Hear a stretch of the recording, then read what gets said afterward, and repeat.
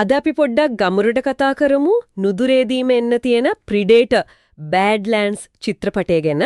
අපිට හම්බුණා සටහන් ටික නව ප්‍රිඩේටර් චිත්‍රපටය බෑඩ්ලෑන්ඩ්ස් කියන ලිපියකින්. ඉතින් අද බලමු මේකේ කතාව, චරිත, අනිත් රසකතා ටික මොනවද කියලා. විශේෂයෙන්ම අර කාරණාව තියෙනවනේ. ප්‍රිඩේටර් කෙනෙක් ප්‍රධාන චරිතයක් වෙන පළවෙනි පාර කියන එක. ඔව් ඒකේ තමයි මේකේ තියෙන ලොකුම වෙනස. අපි දැකලා තියෙන්නේ ප්‍රිඩේටර්ව අර දඩයක්කාරයා විදියටනේ. මිනිස්සුන්ව පස්සෙන කෙනෙක්. මේක සම්පූර්ණ අනිත් පැත්ත. හරියට හරි. එතකොට අපි මූලික විස්තර ටික බැලුවොත් ෆිල්ම් එක එන්නේ 2025 නොවැම්බර් 7 වෙනිදා.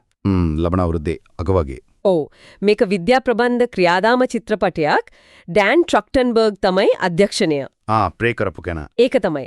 එයා පැට්‍රික් ඒසන් එක්ක තිර රචනයක් කරනවා 20th Century Studios වලින් එන්නේ. හරි. අර 2022 ආපු ප්‍රේක හිටුණානේ. ඒකෙන් පස්සේ එන 7 වෙනි ප්‍රධාන ප්‍රිඩේටර් චිත්‍රපටයලු මේක. ලොකු බජට් එකක් උත් ඇති නේද? ඔව් ඩොලර් මිලියන 100ක් වගේ වියදම් කරලා තියෙනවා කියලාත් සඳහන් වෙනවා. ඒ කියන්නේ ලොකුවටම කරන වැඩක්. ඔව්. ඒකෙන් කතාව ගැන මොනවද කියවෙන්නේ? කතාව යන්නේ අනාගතයට නේද? ඔව් අනාගතේ ප්‍රිඩේටර්ලාගේ මවුලෝකෙටමයි යන්නේ. යෝර්ජා ප්‍රයිම් කියන තැනට. එතන තමන්ගේ ගෝත්‍රයෙන් වගේ පන්නලා දාපු ඩෙක් කියලා තරුණ ප්‍රිඩේටර් කෙනෙක් ඉන්නවා.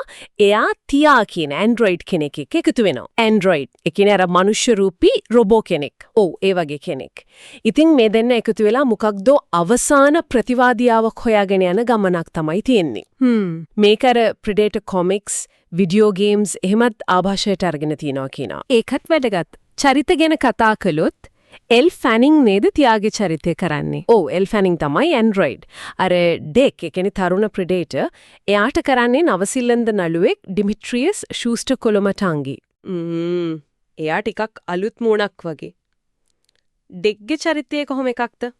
එයා අර තමන්ගේ ගෝත්‍රය ඉස්සරහා තමන්ගේ වටිනාකම ඔප්පු කරන්න උත්සාහ කරන කෙනෙක් වගේ තමයි විස්තර වෙන්නේ.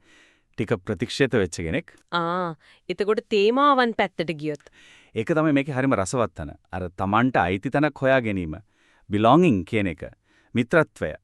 මොකද ඩෙක් සහ තියා දෙන්නම කොන් වෙච්ච අයනේ. ඩෙක්ව තමන්ගේම අයපා කියලා තියා කියන්නේ මිනිස්සෙක් වෙන්න හදන මැෂින් එකක්. ඒක හරි. ඉතින් ඒ නිසා පැවැත්ම ගැන වැරදි හදා ගැනීම රිඩෙම්පෂන් වගේ දේවල් ගැනත් කතා කරයි. සමහර විට අර සතුරන්ට මිතුරන් ගෙන්න පුරාන්ද වගේ ගැඹුරු ප්‍රශ්නත් අහයි. ඒක නම් ඇත්තටම වෙනස්ම කෝණයක් ප්‍රිඩේටර් කතාවකට ඩෑන් ට්‍රක්ටන්බර්ග් ගැන කිව්වොත් ප්‍රේක ඇත්තටම සාර්ථක වුණානේ. ඕ රොටන් ටොමේටෝස් වල 94% කියන්නේ ඒක සෙල්ලමක් නෙවෙයි. හරියට හරි.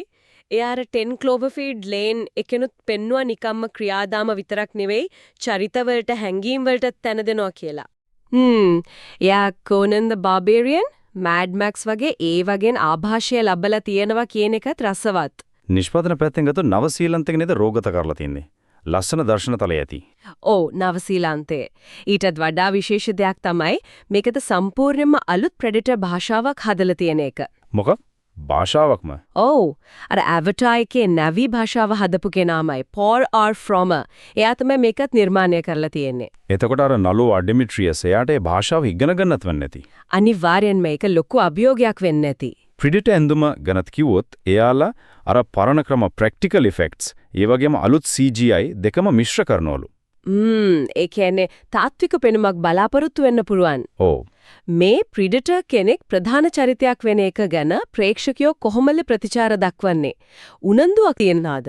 ලොකු උනන්දුවක් තියනවා වගේ පේනවා. මොකද ප්‍රිඩේටර් සංස්කෘතිය යාළගේ ලෝකේ කොහොමද කියලා බලන්න කට්ටිය ආසාවෙන් ඉන්නේ. අර ට්‍රේලර් එකේ වේලන් යුටානියා ලාංඡනයක් පෙනුනා කියලාත් කතාවක් ගියාලේ. ඒ කියන්නේ ඒලියන් චිත්‍රපටයක සම්බන්ධයක්. ඒක ගැන ලොකු කසුකුසුවක් තියෙනවා. සමහරුනම් කියන්නේ අලුත් ඒලියන් vs ප්‍රෙඩේටර් එකට පාර කැපීමක් වෙන්නත් පුළුවන් කියලා. ඒකනම් ලොකු දෙයක් වෙයි එහෙම වුණොත්. ඒ අනිවාර්යෙන්ම. ඒ වගේම මේක IMAX වලත් පෙන්නනවා. ඒ කියන්නේ නිෂ්පාදකයොත් මේක ලොකු තිරයේ අත්දැකීමක් විදිහට තමයි හිතන්නේ. තව මොන හරි කටකතා තියනවද? අර ඉන්ඩිපෙන්ඩන්ස් ඩේ එකේ පිටසක්වල ස්කබලක් වගේ එකක් පෙනුණා කියලාවත් පොඩි කතාවක් ගියා. ඒකනම් කොච්චර ඇත්තද දන්නේ නැහැ. හරි හරි. පින්න එල් ෆැනින් චරිත දෙකක් කරනවා කියලාත් පොඩි ආරංචියක් තියෙනවා. තියා සහ එයාගේ නියුන් සහෝදරියක් ටෙස්සා කියලා. බලමු මේක ඇත්තද කියලා.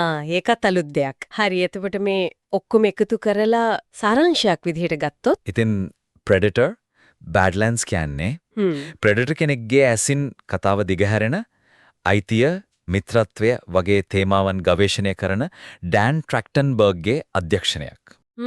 ඒ වගේම අර ඒලියන් විශ්වයටත් සම්බන්ධ වෙන්න පුළුවන් කියලා හිතන්න ඉඩ තියෙන ඇත්තටම බලාපොරොත්තු තියාගන්න පුළුවන් චිත්‍රපටයක් වගේ තමයි පේන්නේ.